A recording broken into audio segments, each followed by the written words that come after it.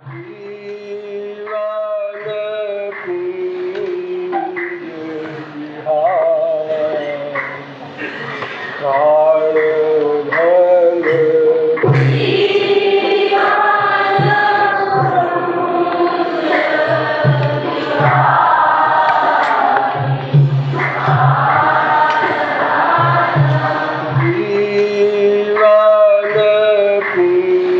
कुंज बिहार काल धन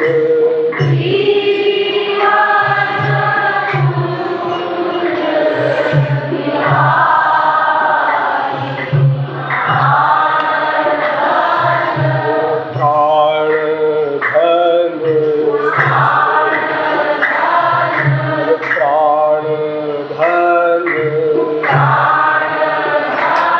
ओ जीवन कुंज बिहारी काल धन जीवन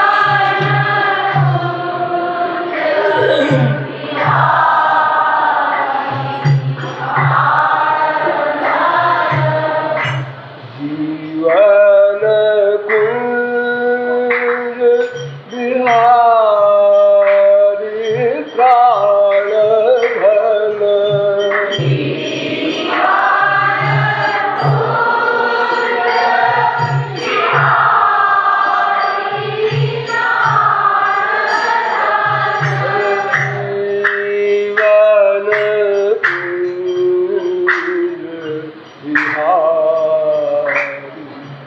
प्राण धन जीवन कुंज बिहारी काल धन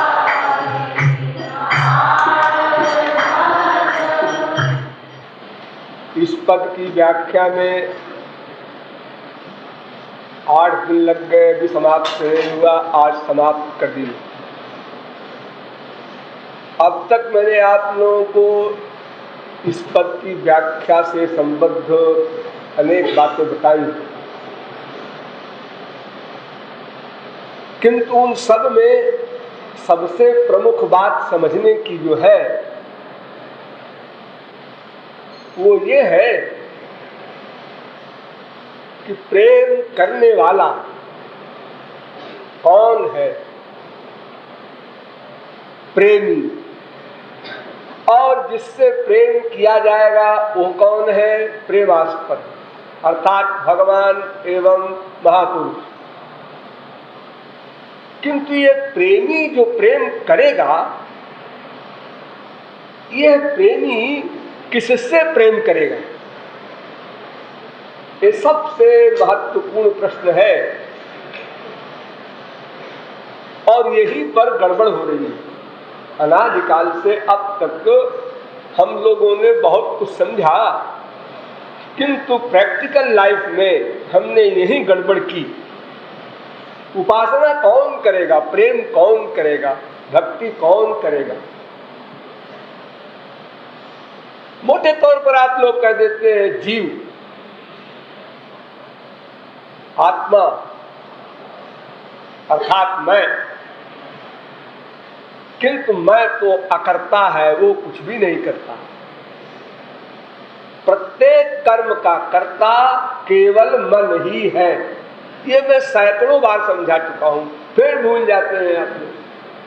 यहाँ उपासना करने आए हैं, बैठे हैं, उपासना भी करना चाहते हैं, किंतु इसी एक मेन पॉइंट को आप भूल जाते हैं कि मन को लगाना है।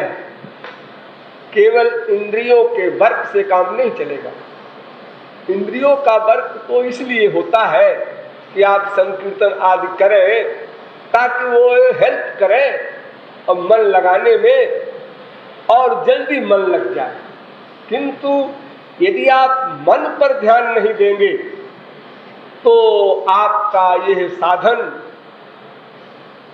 नथिंग से समथिंग अच्छा है, भले ही आप कह ले, किंतु ये साधन नहीं।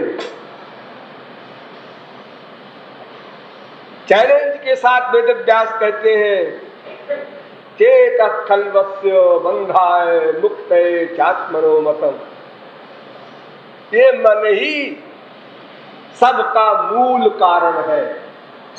बंधन है तो क्यों, मुक्ति होगी क्यों, कैसे, सबका एक उत्तर मन। तो प्रेम करना किसको है? मन को। तो प्रेमी प्रेमास्पद से प्रेम करेगा, इसका मतलब कि प्रेमी का मन प्रेमास्पद में लगाया जाए। बहुत से लोग कहते हैं जी इस चक्कर में क्यों पड़ो, मन को भगवान में लगाओ। थोड़ा देखिए, हमारे यहाँ संसार में बड़े बड़े बुद्धिमान हुए हैं, औंधी खोपड़ी वाले भी, आधी खोपड़ी वाले भी। थोड़ा उनकी राय सुन लीजिए।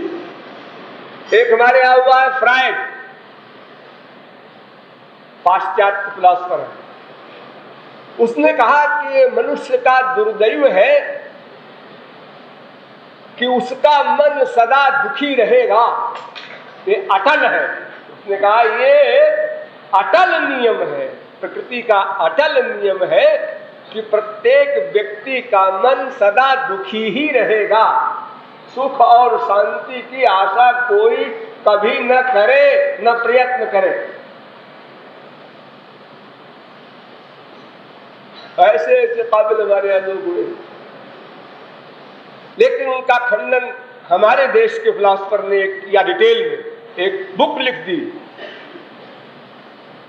Sickness of civilisation. इतनी बड़ी किताब लिखी डॉक्टर राधा कमल मुखर्जी ने। उसमें डॉक्टर फ्राइड की एक एक पॉइंट को काटा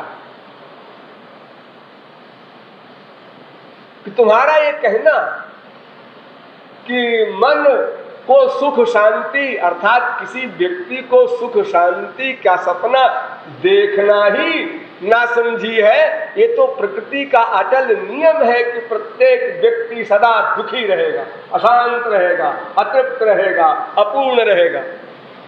ये बकवास। एक बड़ा बड़ा फिलॉसफर हुआ है, आप लोग नाम सुने होंगे, शोपेनहावर। उसने लिखा कि मनुष्य का मन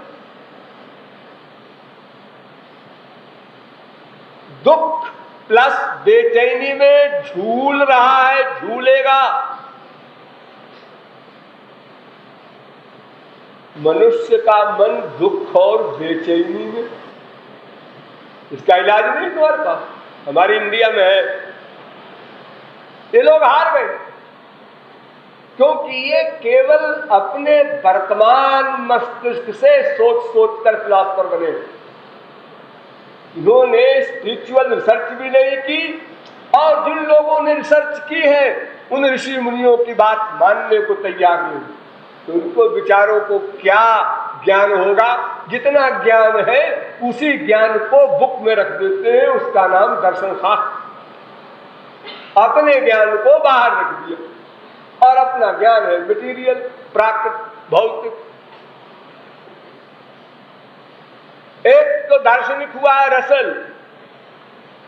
उसने कहा कि भाई देखो, ऐसा है कि ये दुख और अशांति और ये मन का जो कुछ उतार चढ़ाव इत्यादि है, ये तो भोगना पड़ेगा ही, इसका कोई इलाज नहीं है। लेकिन ऐसा करना चाहिए मनुष्य को कि दिन रात काम में लगा रहे, दिन रात काम में लगा रहे तो वो दुख को भूल जाएगा, भूला रहेगा। बस इतना सा इलाज है और कोई इलाज नहीं है इसका। क्योंकि खाली समय में ही सब चिंतन होता है, ठीक है। इसका कहना बहुत काफी मात्रा में ठीक है। कुछ इलाज तो सोचा है इसने बेचारे ने। भाई अगर आदमी काम में लगा रहे, खाली न रहे, तो कम से कम खुराफातियों के खुराफात पे बचत हो जाएगी। जितने काम गलत होते हैं हम लोगों के, क्योंकि हम लोग बिगड़े हुए हैं, इसलिए वो छुट्टी के दिन होते हैं। आज ताश हो रहा है, आज क्लब जा रहे हैं, आज पिक्चर जा रहे हैं, आज जुआ हो रहा है, आज होटल में जा रहे हैं खाने, आज उस दोस्त के पास जा रहे हैं निंदा स्तुति करने। यानी जितनी खुराफात की बातें हैं, जिसकी जो चॉइस है, जिसका जहां मन अटैच है, वहां पर वो छुट्टी के समय जाता है। और अगर नहीं जाता तो अपनी कुर्सी पर बैठे बैठे सोचा करता है, किसी के राग को, किसी के द्वेष को। लेक्चर तो सुनते समय सावधान होकर बैठो, टेका लगा के न बैठो। एक एक शब्द समझने की आवश्यकता है।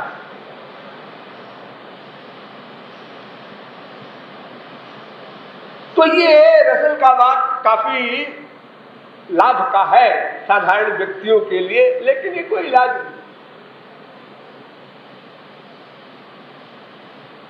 हठ योगी कहते हैं कि हठ करके मन पर कंट्रोल करो। ये हमारे दर्शन शास्त्रों में भी वर्णन है इसका। ये भौतिकवाद नहीं, अध्यात्मवाद के अंतर्गत। ध्यान दीजिए, हमारे यहाँ पातंजलि दर्शन एक शास्त्र है पूरा का पूरा। उस शास्त्र में मन के निग्रह का उपाय बताया गया है। कि जब आप लोग योग शब्द सुनते हैं ना, आजकल तो हर शहर में योगा योगा चिल्लाया जाता है। ये तो फिजिकल ड्रिल है आजकल का योगा जो है, लेकिन योग शब्द का अर्थ है योगश् चित्त वृत्ति निरोधा। एक सूत्र है पतंजलि ने बनाया है कि चित्त वृत्ति का निरोध कर लेने का नाम योग है। चित्त वृत्ति का, ये आसन वगैरह नहीं, ये तो फिजिकल बात है। मन की वृत्ति पर कंट्रोल कर ले, इसके लिए बहुत से उपाय लिखे हैं पतंजलि ने, पढ़ लीजिएगा। लेकिन पतंजलि को अंत में हार माननी पड़ी। उन्होंने कहा भाई मैंने इतना कठिन कठिन उपाय लिखा है, कोई कर भी ले जाए तो भाई मैं चैलेंज नहीं करता कि उसका मन बस में सदा रहेगा, गड़बड़ हो सकता है। इसलिए हार करके उन्होंने आखिर में एक सूत्र बनाया, ईश्वर प्रणिधानात् वा। भगवान की शरणागति में चले जाओ, तब तो हम चैलेंज करते हैं कि अब मन का आपका हिसाब ठीक बैठ गया, वरना तो भाई ठीक है, कुछ देर ठीक है, फिर गड़बड़ हो गया। ये पतंजलि ने स्वीकार कर दिया। विदेशों में भी तमाम ऐसे हठयोगी हुए हैं। एक हुआ है डायोजनीज, वो पत्थर की मूर्ति के आगे बैठकर खड़े होकर भिक्षा मांग रहा है, बाबा दे दे, भूख लगी है, बाबा खाना दे दे, बाबा पहनने को कपड़ा दे दे। पत्थर की मूर्ति के आगे एकांत में जंगल में। तो उसका कोई साथी था, उसने कहा कि भाई साहब आज तो गड़बड़ है, क्या है ये पत्थर की मूर्ति के आगे आप मांग रहे हैं?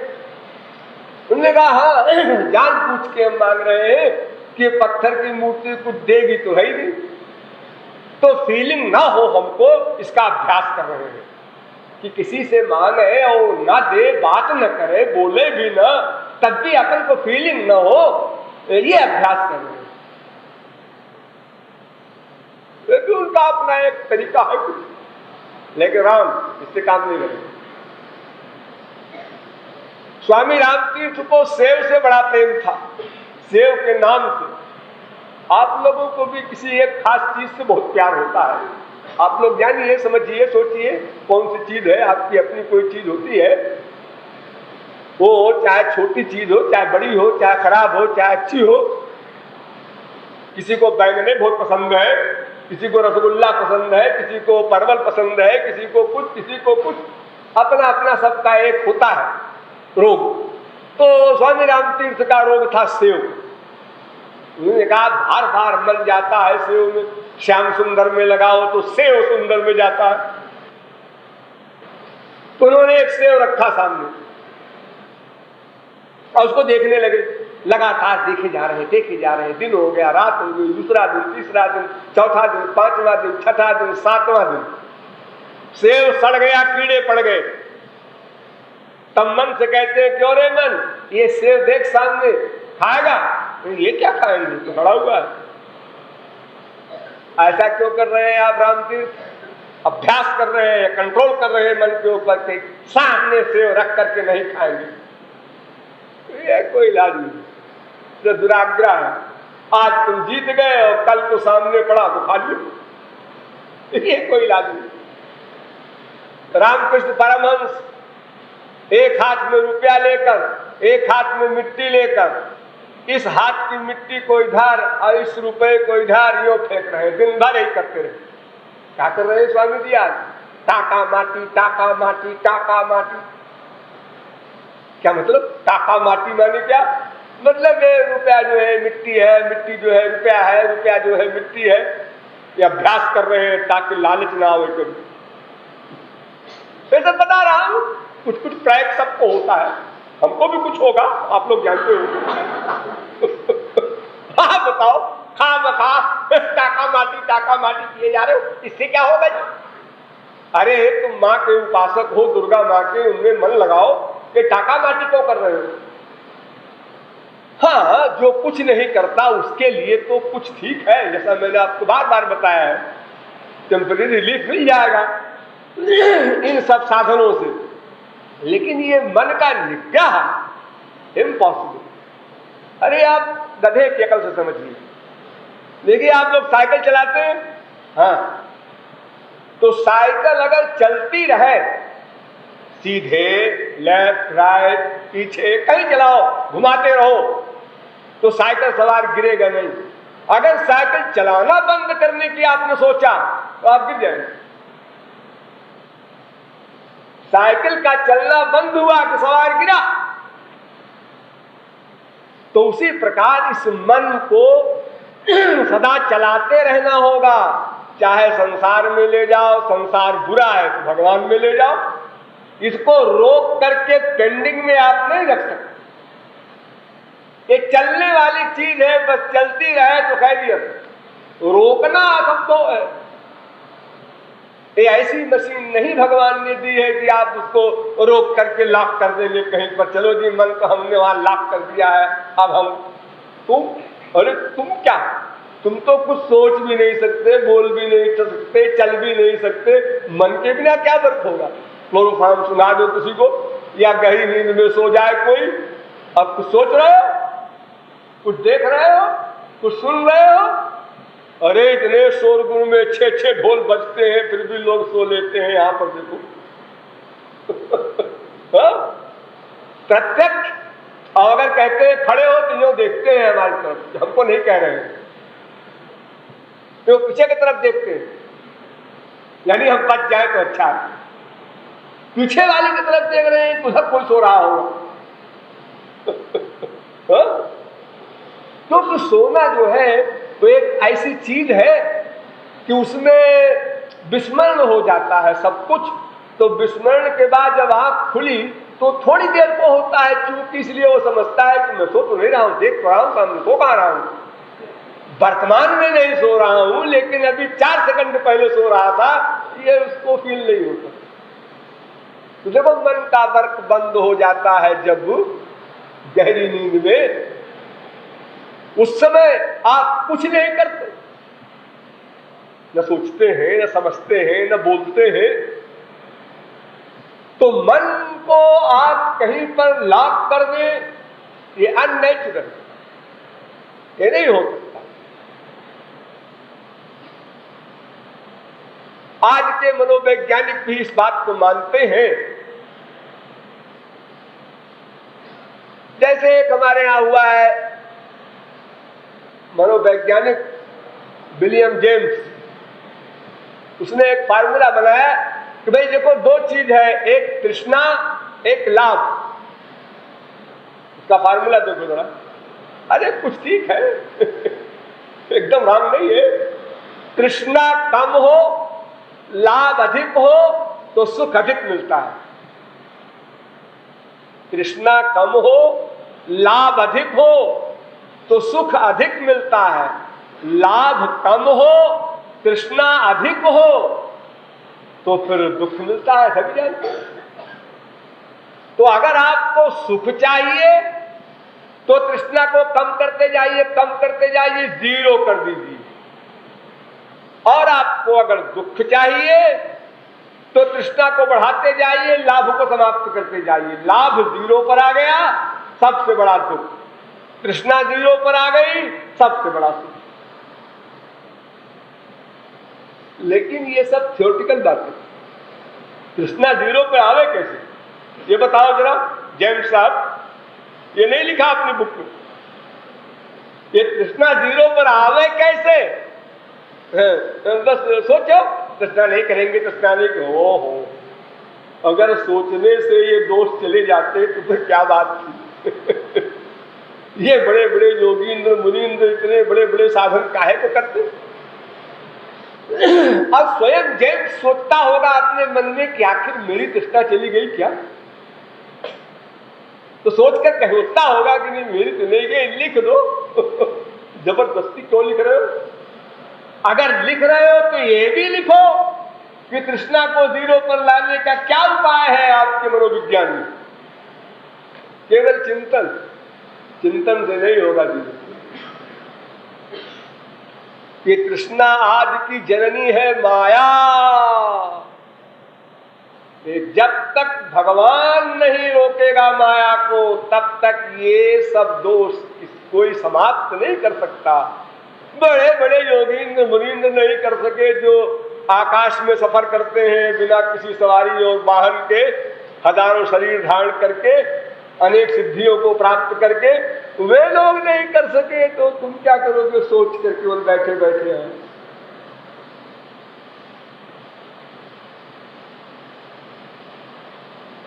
तो मनोविज्ञान के द्वारा यह केवल साधारण दवा है कि भाई तृष्णा न बढ़ाओ, तो मनोविज्ञान का सभी जानते हैं, बुरी चीजें हैं, लेकिन जानने से कोई लाभ नहीं होगा।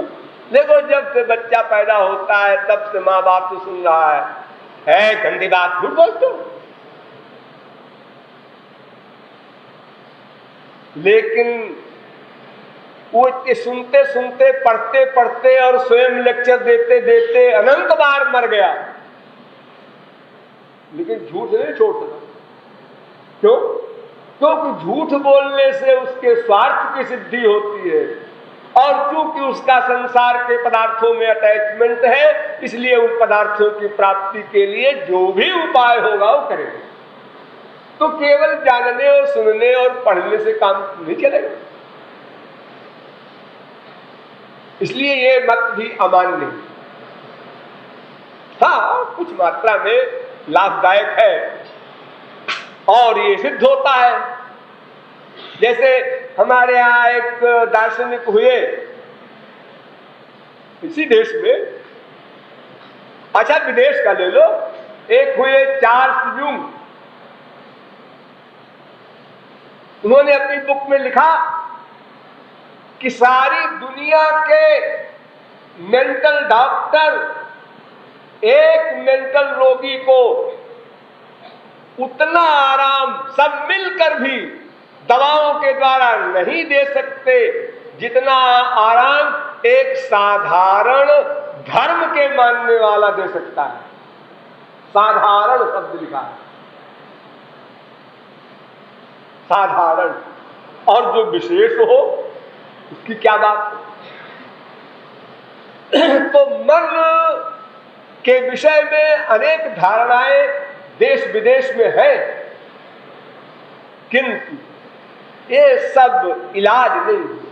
यानी एक तो परमानंद नहीं मिलेगा, पहली बात ध्यान दो, पहली बात और सबसे इंपॉर्टेंट बात, आनंद नाम की जो वस्तु आप चाहते हैं, स्पिरिचुअल हैप्पीनेस, दिव्यानंद, वो इन दवाओं से नहीं मिलेगा। भले ही तृष्णा समाप्त कर दे कोई, चलो इम्पॉसिबल को भी पॉसिबल कर दे, काम समाप्त हो गया, क्रोध समाप्त हो गया, लोभ समाप्त हो गया, ईर्ष्या समाप्त हो गई, चलो मान लिया सब समाप्त हो गया, लेकिन आनंद नहीं मिलेगा।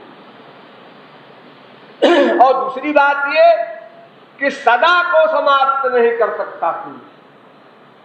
ये भी अकाट्य जजमेंट सुन लीजिए। सदा को समाप्त होना चाहिए ना वो रोग।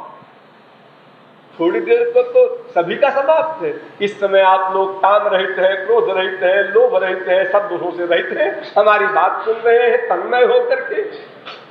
कौन कह सकता है कि आप लोग इस समय किसी दोष विशेष से अभिभूत हैं?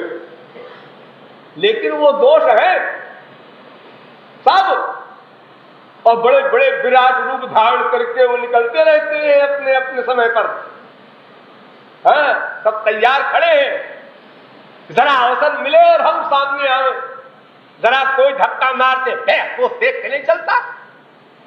तो साहब आ गए, 100 रुपए का नोट पड़ा है, कोई नहीं उठाओ, आ गए लोग साहब। कौन अनाउंस करे सत्संगियों में किसका है 100 का नोट है? 100 का है ना, कौन अनाउंस करे? 1 रुपया का हो तो अनाउंस कर दो, हाँ है 1 रुपये में, अपनी शान भी रह जाएगी, ईमानदार भी कहलाएंगे। ये सारे दोष भीतर बीज रूप से विद्यमान है, और जिस दोष का एटमॉस्फेयर बाहर मिलेगा वो दोष बलवान होकर आउट हो जाएगा। तो टेम्पररी रिलीफ के लिए प्रयत्न करना ये कोई समझदारी की बात नहीं। प्रयत्न करो तो ऐसा प्रयत्न करो कि रोग का नाश हो।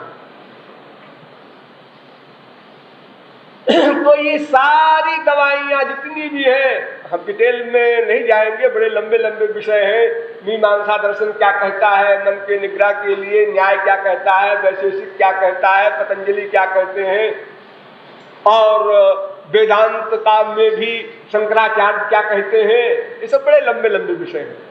संक्षेप में इतना समझ लीजिए कि मन का निग्रह हो नहीं सकता, और मन के अंदर जो माया के दोष हैं वो बिना माया के समाप्त हुए समाप्त नहीं होते।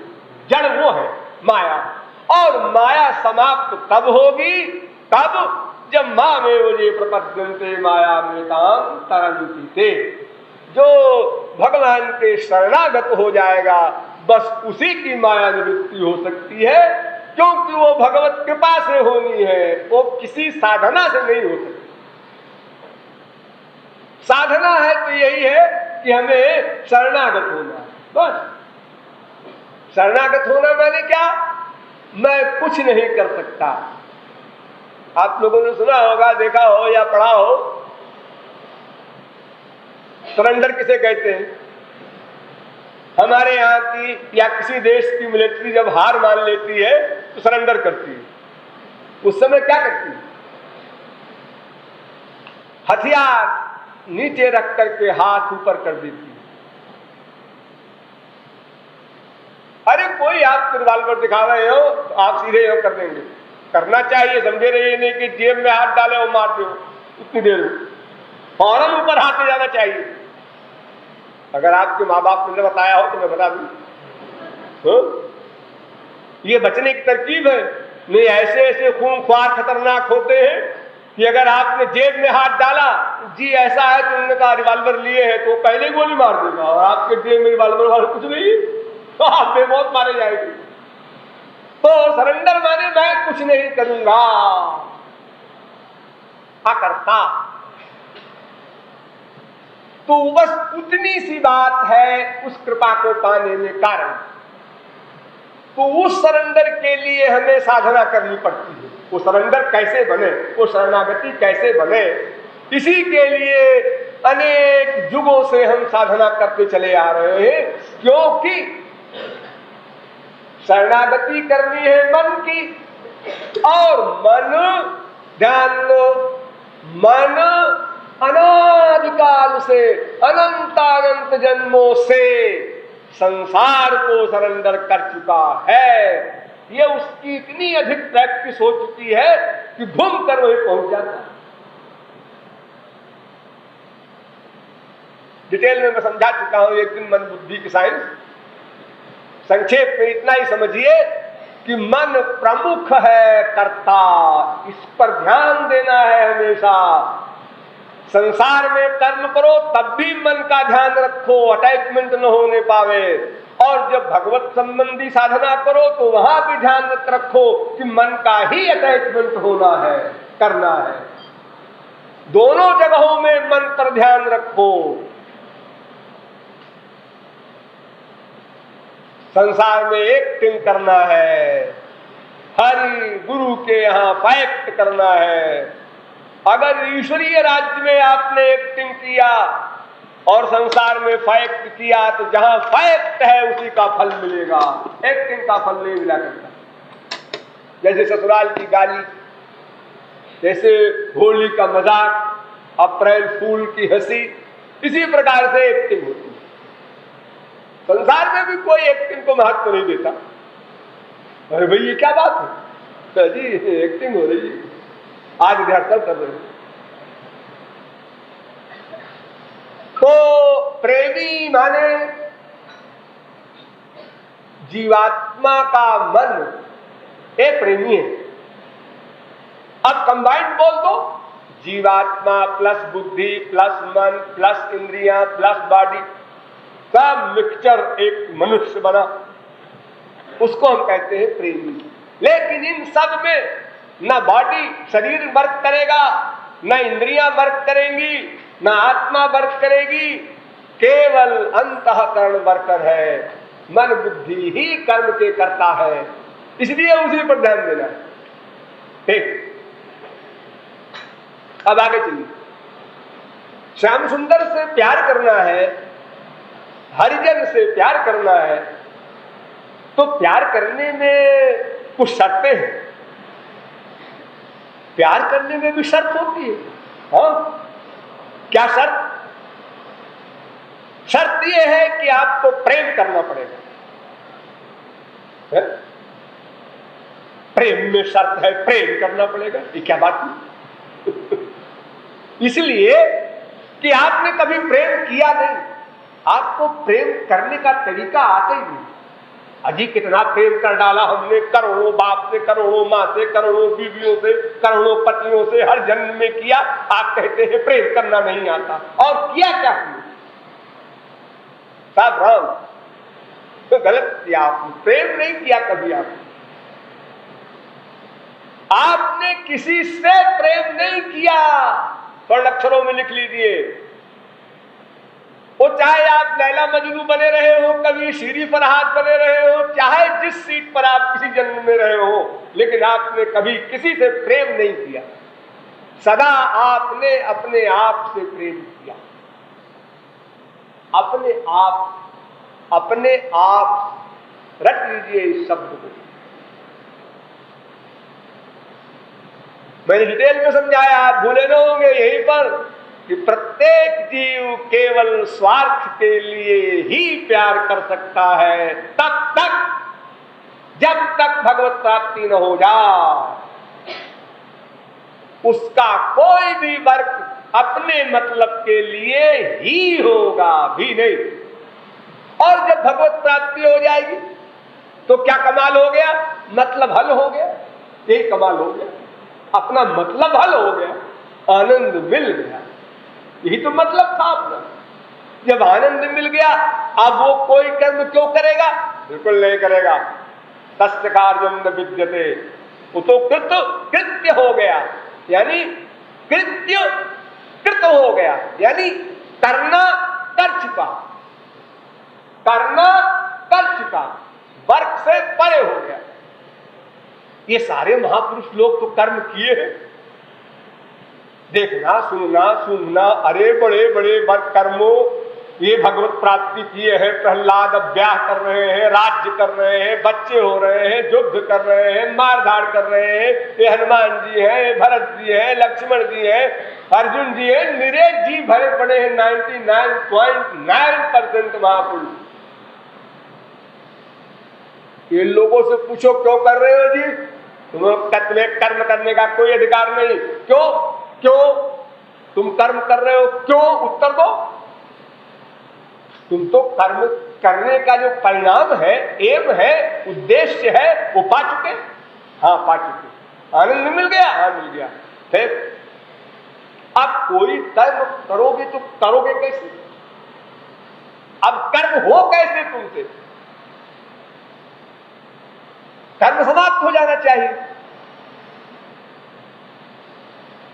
जैसे मक्खन होता है ना, उसमें कलमश होता है, और आग में जब कढ़ैया में मक्खन रखते हो तो पड़ पड़ पड़ पड़ पड़ पड़ जोर से बोलता है। जो जो पकता जाता है उसका मैल कटता जाता है, क्यों क्यों आवाज गंभीर होती जाती है और बोलने की स्पीड कम होती जाती है। और जब घी बिल्कुल पकने पर आ जाता है तो पट पट पट पट पट पट, चुप, अब नहीं बोलेगा, वर्क बंद। हाँ, घी पक गया, अब नहीं बोलेगा। लेकिन अगर घी में कोई कच्ची रोटी डाल दे पूड़ी बनाने के लिए तो फिर बोला। अब क्यों बोला? अजी मैं अपने लिए नहीं बोला, मैं पूड़ी को पकाने के लिए बोला। पूड़ी पक गई, फिर चुप। दूसरी रोटी डाला, फिर बोला, रोटी पक गई, चुप। यानी वो महापुरुष, वो भगवान जो परिपूर्ण हो चुका, आनंदमय है, वो जो कर्म करता है वो दूसरे के उपकार के लिए ही करता है। वहां भी ही लगा है, वहां भी अकाट्य नियम है कि अपने लिए वो बेचारा कुछ कर ही नहीं सकता। इतना मजबूर है महापुरुष वो भगवान, अपने लिए कुछ कर ही नहीं सकता, क्योंकि अपने लिए कुछ करना शेष ही नहीं। अब करे तो क्या करे बेचारा, अब क्या करे? जैसे हम दूसरे के लिए तब तक कुछ कर ही नहीं सकते जब तक परमानंद न मिल जाए, उसी प्रकार परमानंद प्राप्त कर लेने के बाद अपने लिए वो कुछ कर ही नहीं सकता महापुरुष भगवान। वो परानुग्रह एव ही, क्योंकि आत्म प्रयोजन अभावे, अपना प्रयोजन कुछ अवशिष्ट नहीं, इसलिए वो भगवान अवतार ले लेकर के, वे महापुरुष अवतार ले लेकर हमारे संसारियों की तरह लुक छिप करके अपने दुश्मनों में आ करके और उनके कान भरते हैं। इधर नहीं, उधर चलो, हमारे तरफ। और चारों ओर से खिलाफत होती है। घर में एक स्त्री, एक पुरुष, एक बेटा, एक बेटी, ईश्वर की ओर तेज चले, लग गया सारा परिवार, रिश्तेदार, समझाओ ये तो बैरागी बनने जा रहा है, गजब हो गया, ये कहां के बाबा जी आ गए। यानी हमारी पार्टी का एक आदमी कम हो रहा है, जिसे पॉलिटिक्स में लोग जी जान से जुड़ जाते हैं, उसको अपनी पार्टी की तरफ खींचने में। अब बेचारा एक महापुरुष है, यहाँ करोड़ों मनुष्य खींचने वाले, उस संसारी व्यक्ति को जरा सा वो चला था कि टांग पकड़ा लोगों ने, तो उसने कहा सब चारों ओर बुराई हो रही है, चलो फिर जो गति सबकी हो अपनी भी। भाग गया बेचारा। और जो डट गया, को कहो कुलटा कुलीन या कुलीन कहो, को कहो रंकिन कलंकिन कुनारी हो, कैसो नरलोक परलोक बरलोकन में, लीनी में अलीक लोक लीकन ते न्यारी हो। तन जाऊ मन जाऊ देव गुरु जन जाऊ, प्राण की न जाऊ टेक तरत न तारी हो। वृंदावन वारी बनवारी की मुकुटवारी, पीत पटवारी वही मूरत पैवारी हो। डट गया जो, घर तजो बन तजो नागर नगर तजो, बंशी बट तट तजो काहू पैन लजियो। देह तजो गेह तजो नेह कहो कैसे तजो, काज आज राज बीच ऐसे साज सजियो। बावरो भयो है लोग बावरी कहत मोको, बावरो भयो है लोग बावरी कहत मोको, बावरी कहते हम काहू ना बरजियो। हम बहस में नहीं पढ़ते, तुम हमको पागल क्यों कहते हो? जब 100 आदमी एक आदमी को पागल कह रहे हैं तो क्यों खोपड़ा भंजन करे? वो कहे बिल्कुल ठीक, आप लोग ठीक है, मैं पागल हूं, जाइए मैं लिख के दे दूं। बावरो भयो है लोग बावरी कहत मोको, और बावरी कहते हम काहू ना बरजियो। कहैया सुनैया तजो बाप और भैया तजो, दैया तजो मैया पै कन्हैया नाही तजियो। जो डट गया वो निकल गया, इसलिए इन्हीं निकल गए। तुलसी है, सूर है, मीरा है, कबीर है, नानक है, तुकाराम है, इन्हें गिने उंगलियों पर गिनने वाले निकल गए और बाकी लोग सब देखते रह गए। अरे वो तो चला गया, जाने दो, एक चला गया तो क्या हुआ, और न जाने पावे, होशियार है ना। इतना परिश्रम करता है, अनंत शक्ति लिए आ रहा है भगवान, अनंत शक्ति लिए आ रहा है महापुरुष, लेकिन हम लोगों के आगे दाल नहीं गलती बेचारी। हम लोग जो खोपड़ा लगाते हैं और खोपड़ा लगा करके, लेकिन मगर क्योंकि किंतु परंतु, ये जो हमने लगाया तो सरेंडर नहीं हो सका, शरणागति से वंचित रह गए, और शरणागति से वंचित रह गए तो कोई भगवान का बाप, कोई महापुरुष का बाप कुछ नहीं दे सकता। उसके लिए भी कानून है कि शरणागत को ही देगा, एक शर्त है वहां। बेचारा देने को सामान लिए बैठा है, अरे शरणागत हो जाओ, हाँ, सोच रहा हूं, हुआ तो हूं शरणागत, कितने परसेंट, अरे थोड़ी सी हमारी भी रहने तो, और बाकी सब आपकी है, थोड़ी मेरी थोड़ी तेरी, अरे 0.1% भी तुम्हारी नहीं रहनी चाहिए। यदा हे वै तस्मिन्नु धर्मंतरं कुरुते, वेद कहता है अगर एक बाल बराबर भी कहना अधिक है, जरा भी दूरी रहेगी शरणागति में, थोड़ी भी कमी रहेगी तो फिर काम नहीं बनेगा। अगर एक कपड़े में भी पारस को लपेट दीजिए, फिर लोहे से छुआइए तो सोना नहीं बनेगा। 10%। इसीलिए तो सारी गीता में और है क्या, पहले अध्याय में अर्जुन कह रहा है शिष्यस्ते हम साधिमाम त्वाम प्रपन्नम, मैं आपके शरणागत हूं। और 18 अध्याय के लेक्चर के बाद भगवान कहते हैं सुने एक बड़ी प्राइवेट बात, क्या, मामेकं शरणं व्रज। ये क्या प्राइवेट बात बताया, अर्जुन तो पहले ही कह रहा है कि प्रपन्नम, मैं आपके शरणागत हूं। नहीं नहीं, पहले अर्जुन भगवान के ही शरणागत था, और भगवान कह रहे मेरे ही शरण में आ, ही न लगा, ही लगा तो बात एकदम थोड़ी शरणागति से काम नहीं बनेगा, 10% शरणागत होना पड़ेगा। तो ये पूर्ण शरणागति का मतलब है कुछ न करना, लेकिन गुरु के अनादिकाल में हम सब कुछ करने के अभ्यस्त हैं, इसलिए कुछ ना करने वाली अवस्था बनाने के लिए हमको बहुत कुछ करना, इसी का नाम साधना, भजन, कीर्तन, उपासना, अनेक नामों से महापुरुषों ने हमारे सामने बना रखा है कि ये किसी प्रकार से इसका मन श्री कृष्ण में लग जाए। तो प्रेमास्पद में मन को लगाना है, लेकिन वहां भी शर्त है, और शर्त ये है कि प्रेम करना है, और प्रेम हमने अनादिकाल से अब तक किया नहीं, हम जानते नहीं, इसलिए जानना है कि प्रेम कैसे करना है, इसलिए उसके लिए टाइम चाहिए, इसलिए बोले